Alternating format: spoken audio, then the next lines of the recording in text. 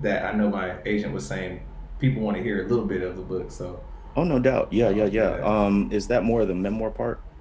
yeah. Hmm. Got you, got you, got you.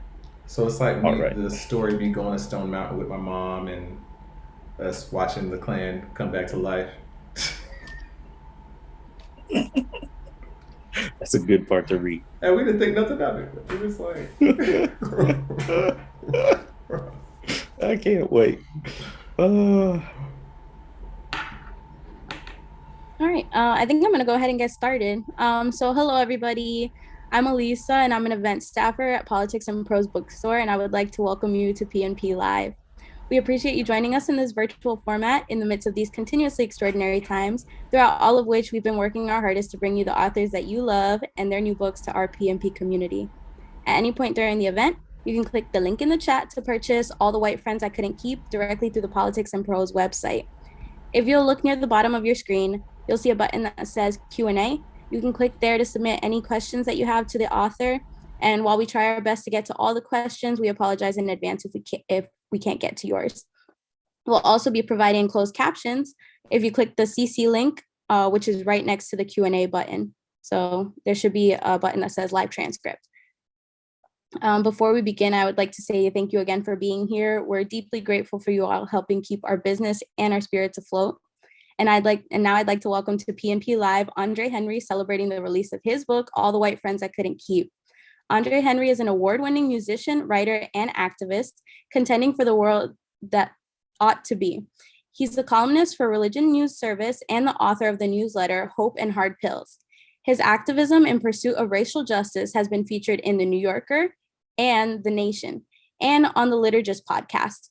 In All the White Friends I Couldn't Keep, Henry explores how the historical divides between Black people and non-Black people are expressed through our most mundane interactions, and why this struggle won't be resolved through civil discourse, diversity hires, interracial relationships, or education. What we need is a revolution, one that moves beyond symbolic progress to disrupt systems of racial violence and inequality in tangible, creative ways. Henry will be in conversation with Jemar Tisby, the author of the New York Times bestselling book, The Color of Compromise. Yeah, the truth about the church's complicity in racism, How to Fight Racism, and How to Fight Racism Young Readers Edition. Jemar is a co-host of the Pass the Mic podcast. He speaks nationwide on the topics of racial justice, U.S. history, and Christianity. Jemar earned his PhD in history, and he studies race, religion, and social movements in the 20th century. So please join me in welcoming Andre Henry and Jemar Tisby to PNP Live. hey, hey, what's up, good people? Thank you so much, Elisa, for that wonderful introduction. Andre, hey, fam, what's boy, up, it's bro? good to see you. Hey, It's, you changed up I think you switched up the hair since the last time I saw you. I did. Yeah, I'm blonde now. You rocking the blonde. Yeah. I've flirted with the idea. I never had the courage though, but you took the plunge. You should try it. Just try it out. Just try it out. You could dye it back. You could always dye it back. You have to have a certain level of swag, I think, to pull that off as a Black man. I am not at your level. I'm gonna just compliment you. You're higher than my level. You're above my level. See? You silly boy. You silly boy. First of all, King, giving you props, man. Congratulations on publishing this book. Thank you so It much. is a work. I know you poured your blood, sweat, and tears into this thing, and we're going to get deep into it, and it's going to be relevant to so many people. But I just want to congratulate you, one brother to another. It's an amazing. I know the arduous process it is, not just to write. There's publishing, there's marketing, there's editing, there's all of this stuff. So, how are you feeling right now? It's launch week. How are you feeling? At the moment I'm super excited. It's a bit terrifying, it's a bit daunting, because I feel like I've written a dangerous book, and I wanted to make sure that I, didn't play it safe. And so like now it's like it's going out into the world, and who knows what kind of mayhem it's gonna stir up. Good trouble, as John Lewis said. Good trouble. Yeah. Yes. Hey, what's funny is we have such a good time on the mic and on calls like this. I was on your podcast and whatnot. Yes. But have we met in person? No. Yet? No, we haven't. Right, and That's like what I it's love about it.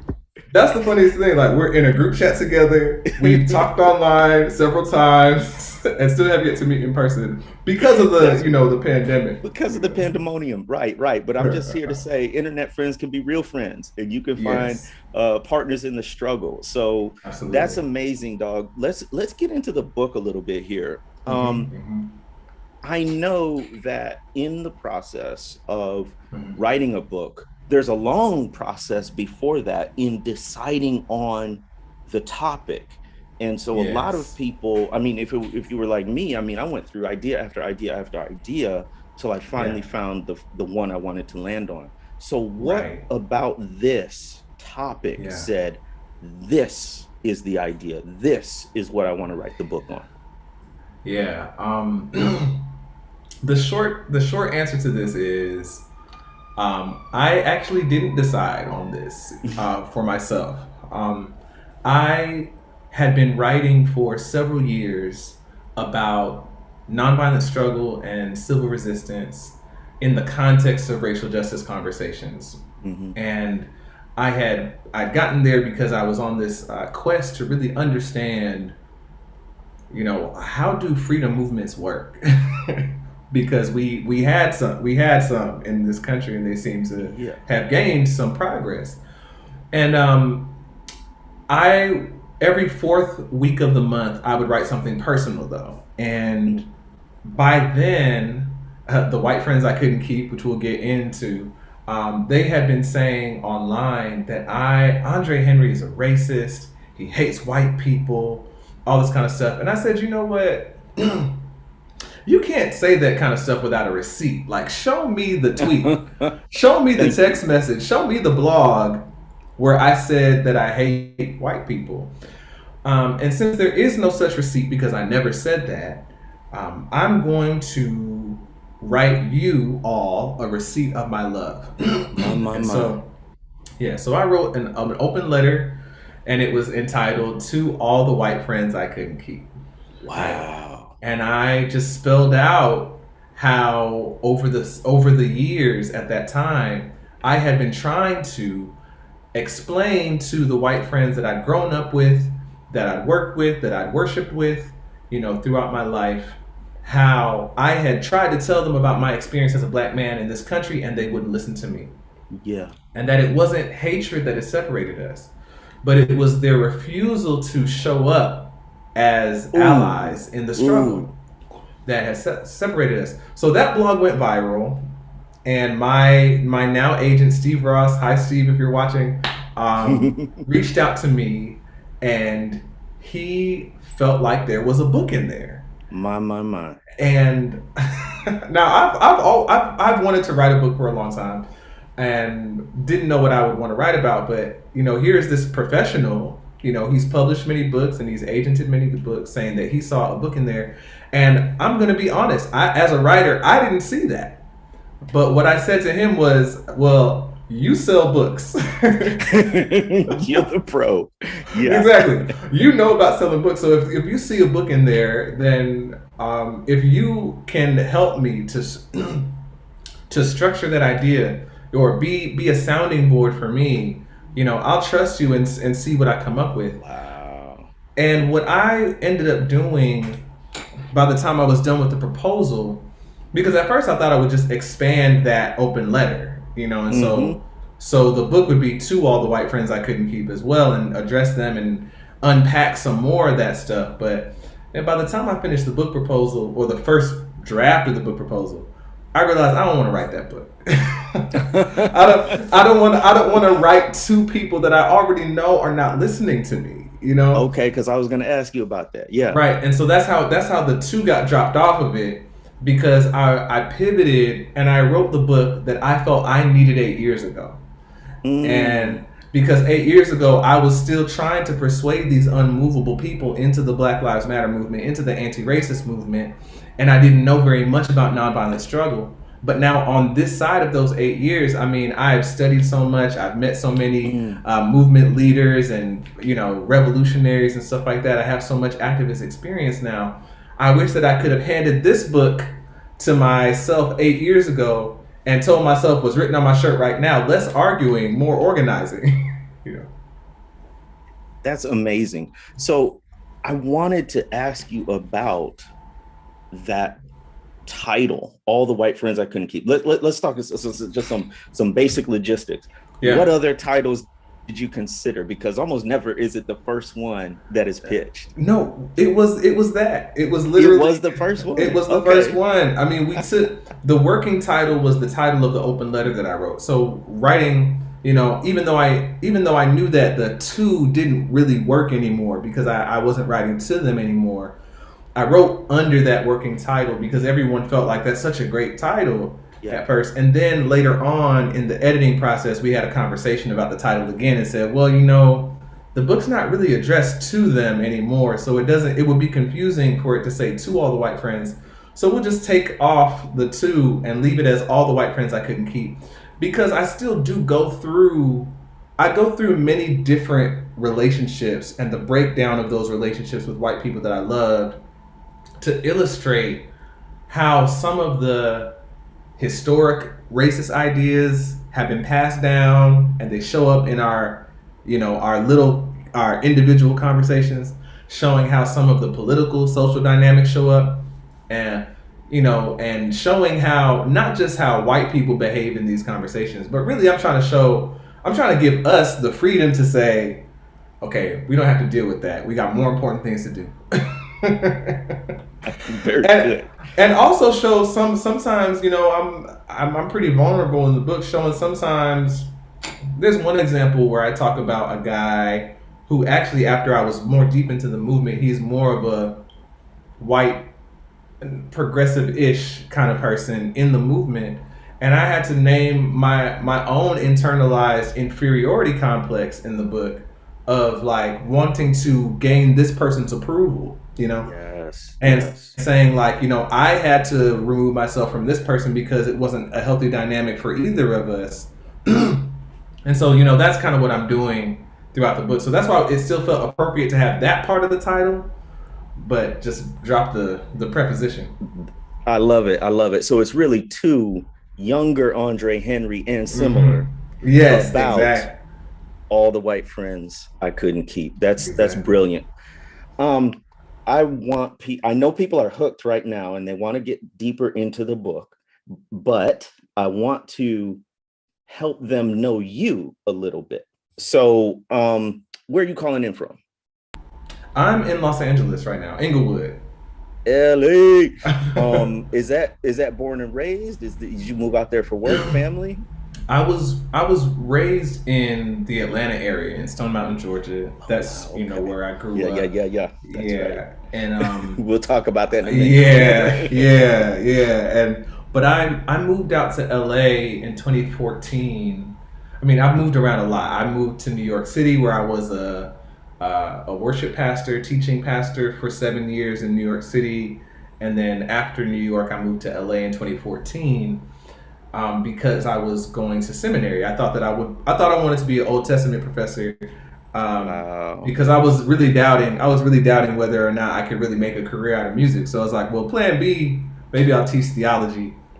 And then I learned that like getting a fit right there. And then I learned that it is, but then I learned that getting a tenured position as a theology professor is just as hard as getting a record deal.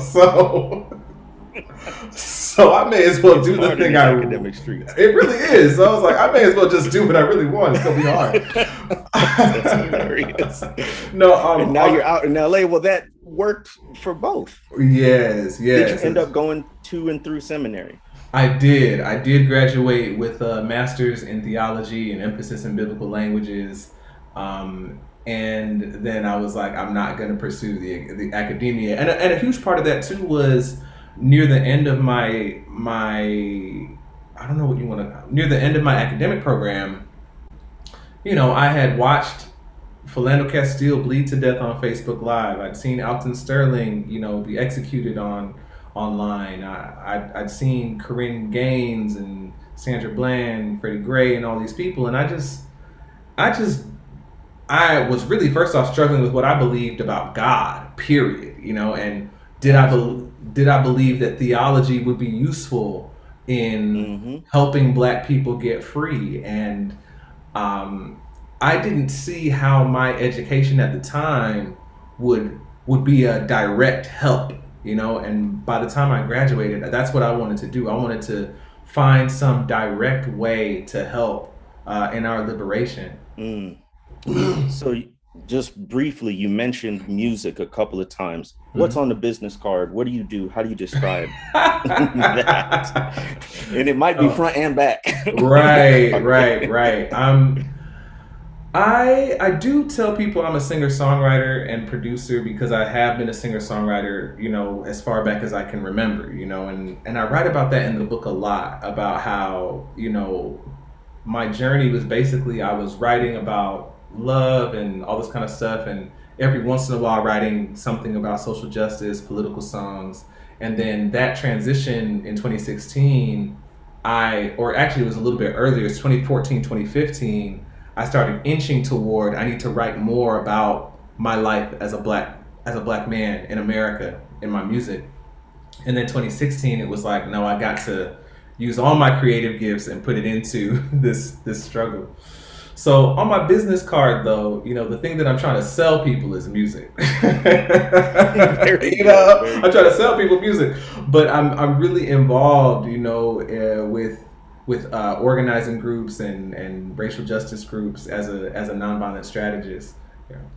That's what's up. So where can we find your music and buy it? Oh my gosh, anywhere there's music streaming online, you know, Very good. whatever you use, Spotify, Tidal, Apple Music, all that. You And know. is it under Andre Henry? Or do you It have a is. state? Okay, very good. It is. Go out, buy the book from Politics and Prose, and then go out and buy the music. All right.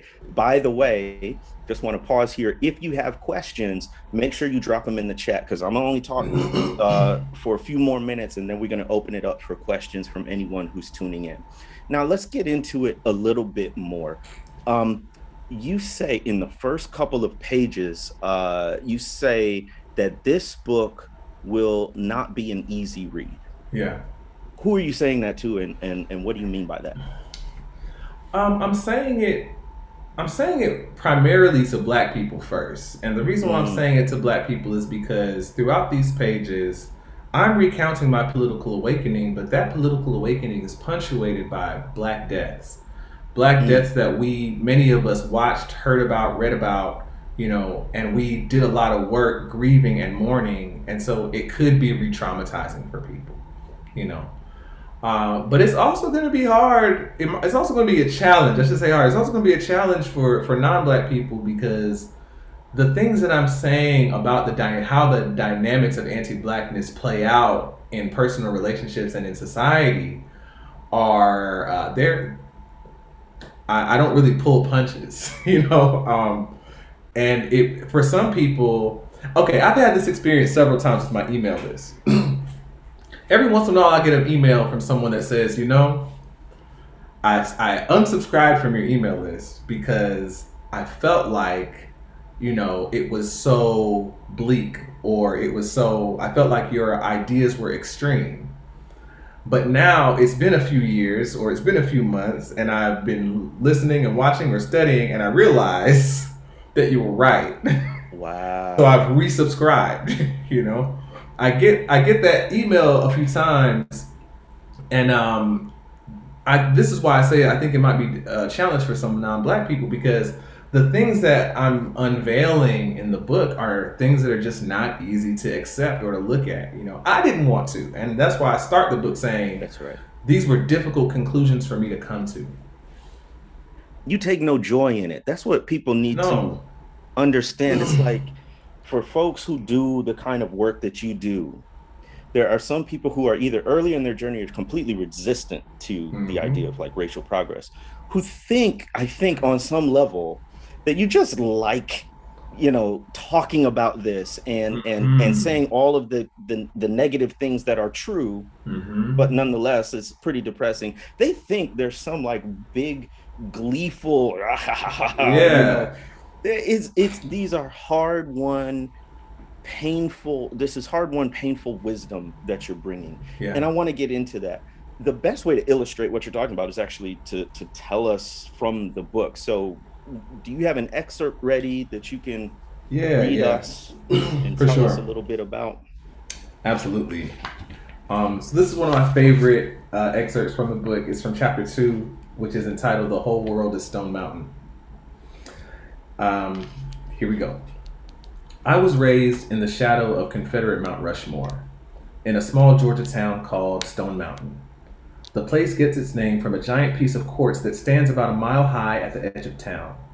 The mountain's north face hosts the largest bas relief carving in the world, a giant depiction of Confederate generals Robert E. Lee and Stonewall Jackson and Confederate President Jefferson Davis on horseback. It was commissioned by Klan sympathizers who had initially hoped to include a parade of Klansmen in the carving. At 190 feet across and 90 feet tall, it's the largest Confederate monument in the country. The modern Ku Klux Klan first set fire to a cross on that very rock.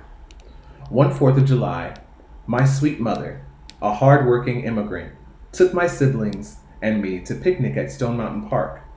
As night fell, she spread a blanket on the damp grass at the mountain's base and passed around half-frozen Capri Suns as we prepared to watch the famous laser show spectacular, where the generals go dark and fast-paced cartoons are projected against the mountainside to popular music. As the show began, Mom, Mackie we called her, couldn't stop grinning.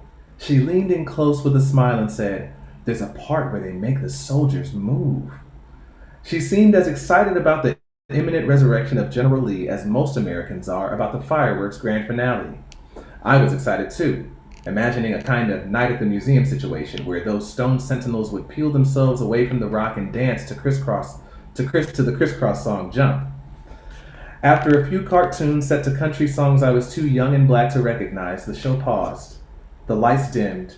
The sound of a rolling snare drum came dragging its feet through the speakers. It was followed by the voice of Elvis Presley singing, "I wish I was in the land of cotton. Old times there are not forgotten. Look away, look away, look away, Dixieland." As the music crescendoed, a laser began to slowly trace the carved figures until they were all standing in multicolored stenciled glory.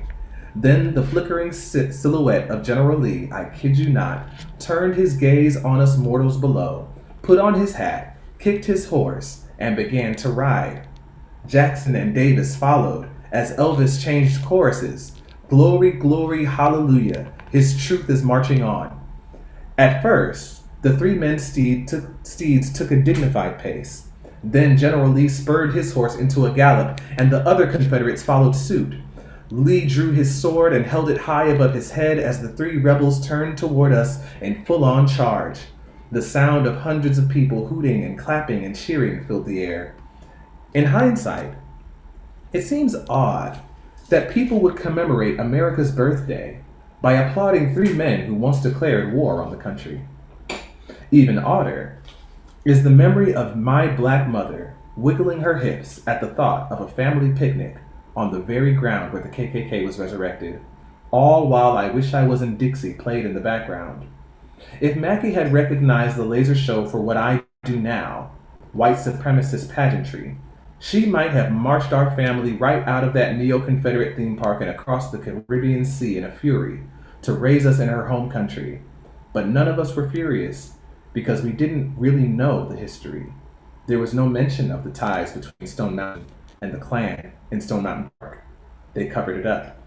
In Stone Mountain, the racist content of mundane American life was obscured by a big lie told throughout the white world.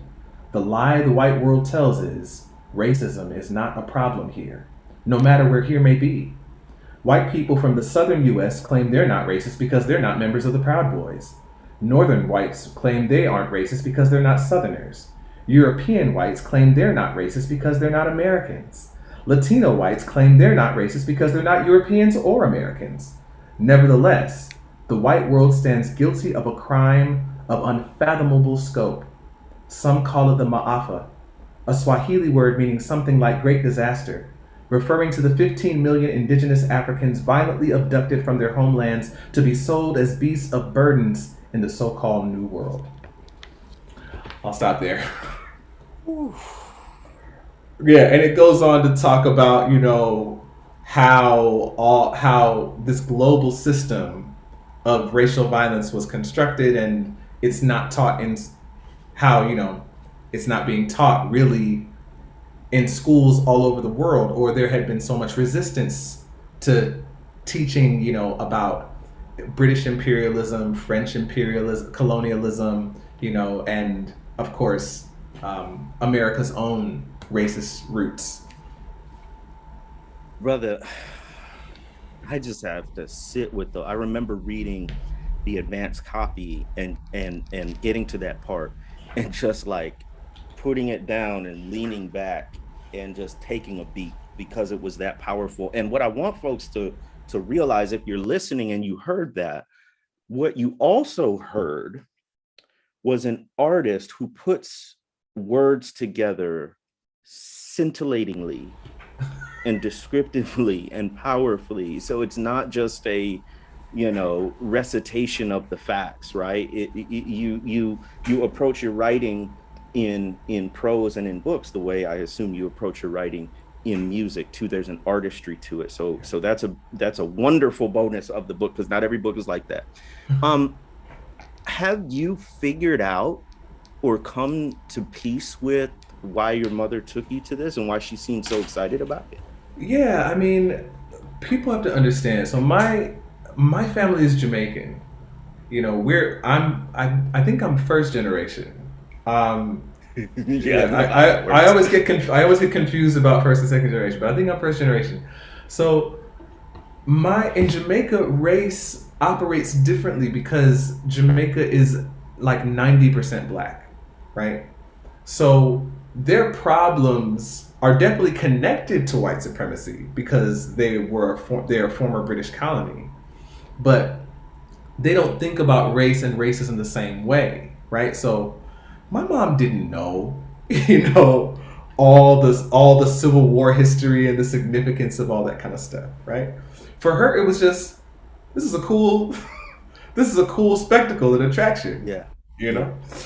And there are other dynamics to it as well, but my mom didn't know, all that significance. Sure. And neither did I. But I had a greater opportunity to know because I went to DeKalb County Public Schools, where they could have taught me the significance of that, but they didn't.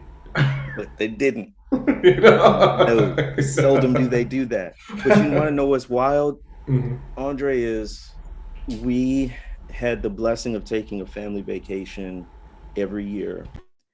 And I was probably younger than 10, so I don't remember all the details. But I do remember going to Stone Mountain, Georgia. Yeah. With my black family, my black mama and my black daddy, and my black siblings. Yeah. I remember walking to the top of that big old thing. Yeah. I remember looking at that massive and not having a clue really who these folks were, what they represented.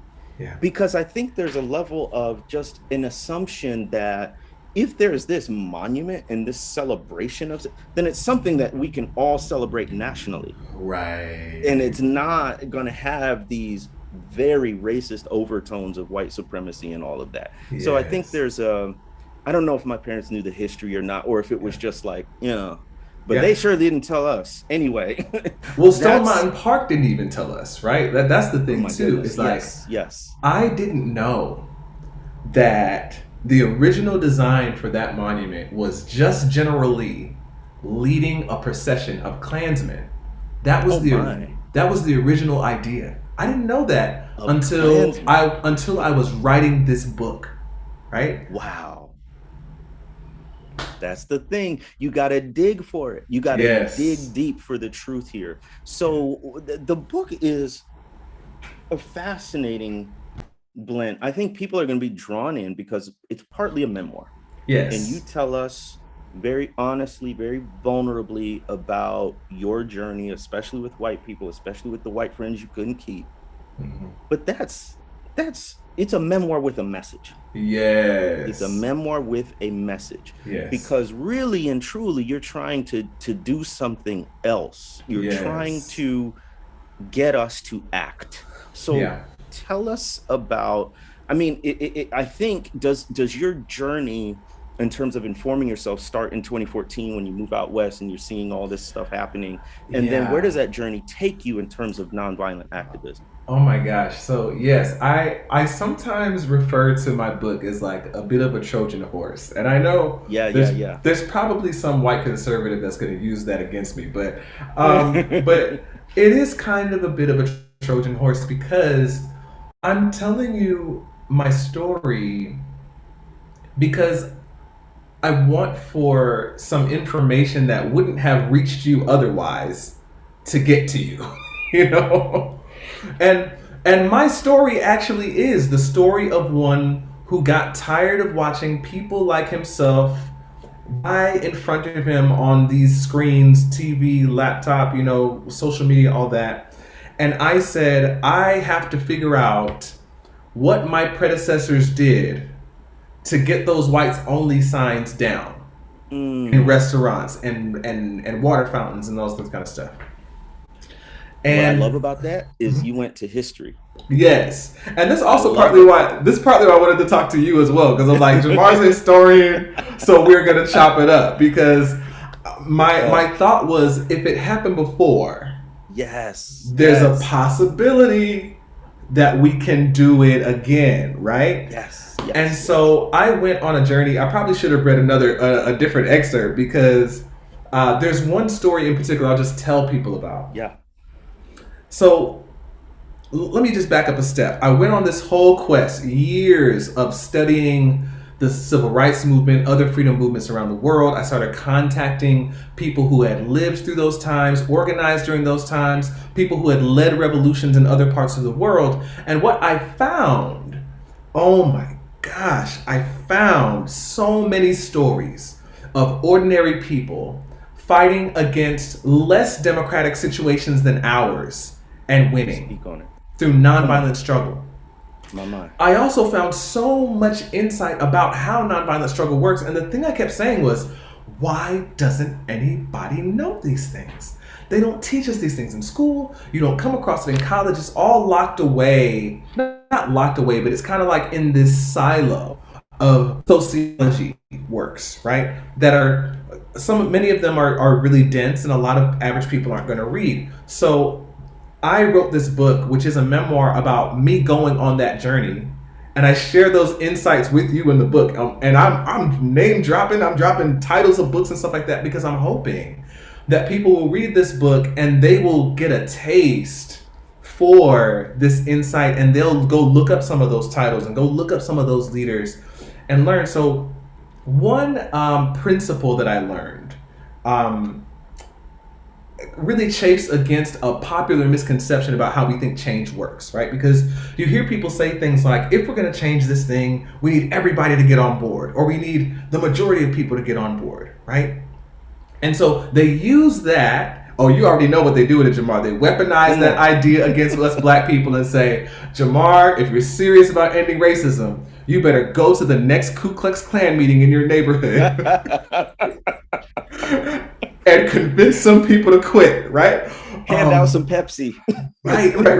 Exactly. So I talk about in this book, I talk about a conversation that I had with one of my closest friends in seminary when we were having a conversation about Philando Castile's death, and he starts defending chattel slavery, like the idea of chattel slavery in this conversation.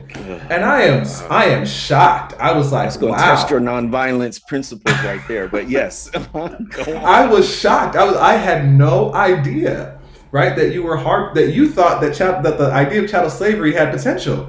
So, I tried to talk to him about it later on and say I feel really betrayed by those comments, and he doubled down on it, right? And that idea that it's my responsibility to get him to think differently was weighing on me. And I write in this chapter about how a Heineken commercial actually changed my mind about that. And made Okay. me, yeah, there was a popular Heineken commercial at the time. Y'all can read the book to find out what it is. But there was a Heineken commercial at the time that made me really come to my senses and go, why should I be the person to sit down and explain to this guy that black people are people and shouldn't belong to anyone, right? That should be common sense. But the thing that I learned from studying movements was that it made me feel affirmed in making that decision, because I realized that there's something that a lot of practitioners of nonviolent struggle call the spectrum of allies. And it really challenged my misconception that there were two types of people in the world. There are the leading activists, there are the Jemar Tisbys of the world, and then there are the Richard Spencers of the world, right? So you're either for or against, and you got to pull the against people over the line. No, there are people on a spectrum of support for the movement and for racial justice. Some of them are right in the middle. They're neutral. They don't know what they think, and they hear so many different ideas. They're just confused. You've got people on a step over who are they don't want to fight for the movement. They don't want to join. They probably don't think that you should be either, but they're not fighting against you. Then you've got the Klan, and then on moving the other way, you've got people who agree with you, but they're not doing anything, right? And you could work with those people in the middle and move them much easier than you can, a guy who's going to march in Charlottesville with a tiki torch, right? And you can definitely move the people who say they agree with you but aren't doing anything a lot easier than even the neutrals. And that just liberated me. Yes. I was like, oh my gosh, I don't have to spend all my time arguing with people like my friend that was defending slavery, because there are people in the world who know that slavery is not a good idea. Let's start there. And just don't know what they should be doing in the movement. In addition to that, just one more thing. From studying movements, I learned that idea that we need everyone is contradicted by the numbers. There is sociological research that shows that, so Erica Chenoweth, a name everyone needs to know, did a massive study of 627 conflict situations from 1900 to 2019, and they found that no regime could withstand the sustained nonviolent resistance of just 3.5% of the population. Run that back. What? How much? Rewind. Just 3.5% of the population. So we don't need everybody. We need just a committed few, and we don't have to look for those numbers among our most ardent opponents. Come on. How liberating is that, right? And exactly. So I'm giving that information to people in the book. That alone, just the past 5 minutes, worth the price of the book and some. And all of that was in one chapter. I didn't even skip around. Like, that's just one chapter. Listen, y'all, when I tell you this man has done his homework, like, you could still go that professor route. I mean, you've written a dissertation on modern nonviolent struggle, and you said liberating, and the word that popped in my mind as you were speaking was freeing. Yes. Same thing. Where so often we weigh ourselves down with this presumed burden of having to persuade the most obstinate and hard-hearted folks, as if we don't engage in that endeavor, we're somehow giving up on people, or we don't love people. The way I put it is, we're just taking people at their word. Yes. It's like when Maya Angelou said, when people tell you who they are, believe them the first time. So I'm just gonna say that's what you said. I believe it, and I'm gonna keep stepping. That is wonderful. Let me say this. I am really curious about, and we're going to transition to questions here in a minute. My last question is this.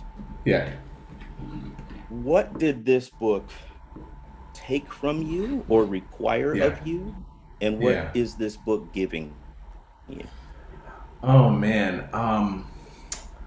So this was not an easy book to write. And that's partly why I tell people I don't think it's going to be that easy to read, because there's a lot that I recount. It's painful. It's painful recounting these stories because, like I said, this was birthed from a love letter, right?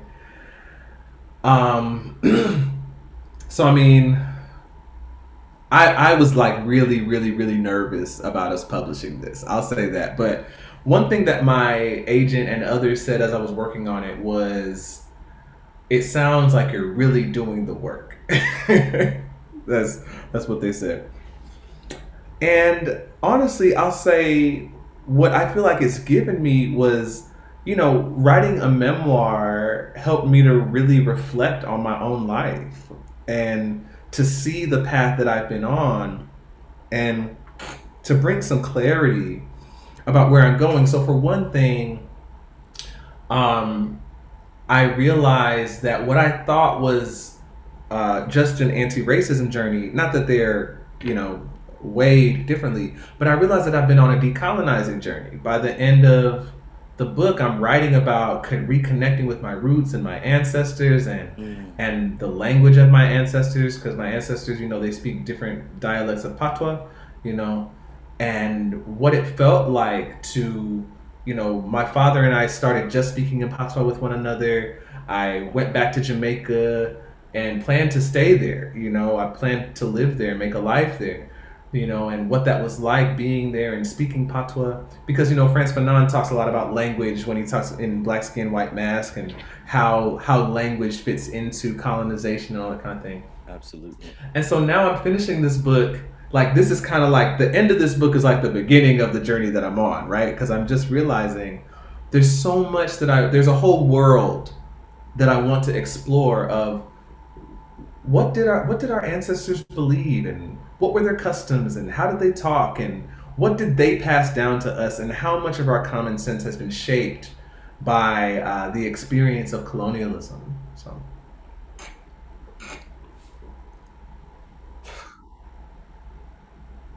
That's an incredible journey. It makes me want to write more of a memoir or go back to my journals. Yeah. We're going to transition here to some questions. Here's a deep one that I'm very curious about. You mentioned, going to seminary, and this is part of your faith journey. Katie asks, how did you reconcile your relationship with God in the face of white apathy? Oh man, I could talk a long time about that. I'm going to try not to. Here's what I'll say. I spent a lot of time wrestling with what do I believe about God? What do I believe about religion? What do I believe about spirituality? When this journey helped me to see just how deeply entrenched I had been, not just in white Christianity, but in just white ideas about spirituality, And that is an ongoing wrestling that I'm doing, The thing that I had to do, and that I did early on, was I at least separated the God that white Christians around me said that they worshipped and the God that I saw in the Bible. I knew at the very least that's not the same person. Right. and when I say that, I mean the white evangelicals that I was around that was literally telling me things like racism is not a priority to God. And I've said this in many different places, but these same white people will tell me that God cares about anything that they care about. I mean, these same white people will tell me that God, they pray to God and ask God to give them a good parking space at the grocery store. So you're telling me that the God that you worship would help you find a parking spot, but wouldn't save a life like Philando Castile's or mine? Well then, I mean, your God don't care about black people. Like that's talking about two different. We're talking about two different people, right? And I talk about that too in the Bible. So I had to do that first, right? And that happened really early on. And then it was just kind of like searching again. But I feel like I'm in good company with that, because who was it? Rachel Held Evans, right? In her book, Inspired, I think is the name of the book. The first line in that in that book, and I'm paraphrasing because I can't quote it, but she says something like the Bible was birthed out of this kind of spiritual trauma, right? They're wrestling with what's happened to them, and so I'm still wrestling. I'm still wrestling. So I wish I could wrap it up in a little bow for everybody, But James Cone said like this is the result of trauma. You know, That's right. this is what calamity does to faith, is that you wrestle from there. So the certainty that I once had is just not there anymore. But I pray every day. Yeah, You yeah, know, yeah, I pray every day, and the stories that raised me are still important to me. You know, yeah. those characters that I've met through in the pages of scripture, they still resonate with me in many different ways. You are absolutely right when you say you're in good company, or at least numerous company. Mm-hmm. I'm definitely on that journey, and one of the things that I'm just coming to be more comfortable with is that the journey is the life of faith, right? Mm-hmm. It is faith seeking understanding, Yeah. and the promised land is still yet to come, in a Yeah. sense. Yeah. And so we are in a wilderness wandering, but we do have the fellowship of other people as we're Right. journeying along. So Right. thank you for your honesty there. We have Yeah. a couple of questions that are similar. It says, Mm-hmm. what actions have the white people who are still in your life taken to remain less harmful? And similarly, what's your best advice for the white friends you want to keep? How do you get them to look inward? Yeah. I'm gonna be very honest with y'all. I don't really worry about what white people are doing anymore that much. I really don't. I really don't. There are white people in my life, and many of them are people that I've been organizing with. You know, they are people who have been on the front lines with me, organizing against racism. You know, and I don't know that I would say that like all of my white friends have to be activists. You know, but mine are. You know, all I know is that I said years ago, eventually, I said, yeah, all my friends are anti-racist. You know, um, Very good. and Yeah. that's all I really know. Um, I try not to police the actions or thoughts of white people. You know, it's just not my responsibility. So I will say that the folks in my life are just real comrades. You know, they take what marginalized and oppressed people say seriously. You know, they're doing their own work. They're studying for themselves. You know, I guess that's all. I guess that's all I could really say to that. And it's sort of folks you've met along the way, right? It's Exactly. not like you, I mean, you were intentional about the work that you did, but Yes. because of that work, you encountered other people. Exactly. So, Exactly. So they're on their own decolonizing journey, right, their right. own anti-racism journey, and we met each other along the way. You know, just like you said. That's good. Um, Here's a basic question, give you a break from the deep, deep stuff. Is there or will there be an audiobook version? There is an audiobook. Yeah, and I'm Nice. reading it. Yeah. You're rating it. Oh, good, Yeah, I'm good. the I love it narrator when the for it. author reads it. Yeah. Oh, this is such a timely question from Grace. In your view, Andre, where do Asian and Asian Americans fit into all of this? Okay, so I do have a chapter in the book, and this is why, honestly, when you see the language about my book, I talk about black and non-black people, not black and white people. Mm-hmm. I know that Asians and Asian American people are facing a tremendous amount of violence, and it's not new. You know, and we can go all the way back to anti-Chinese legislation in America, through American imperialism in the Philippines, and so on and so forth.